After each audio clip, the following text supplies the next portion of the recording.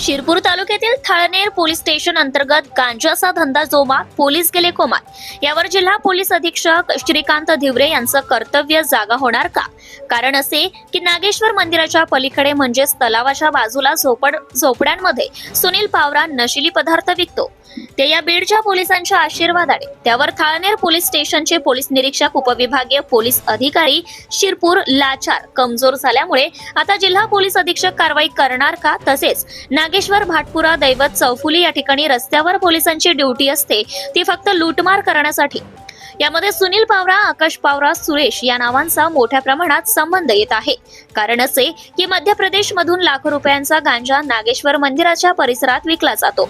तोच गांजा शिरपूर, शिंदखेडा, दोंडाईचा, धुळे, पिंपळनेर, साक्री या ठिकाणी विकला जात आहे।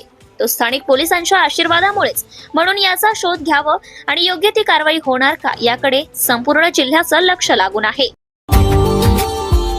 Subscribe now and press the bell icon. Never miss an update.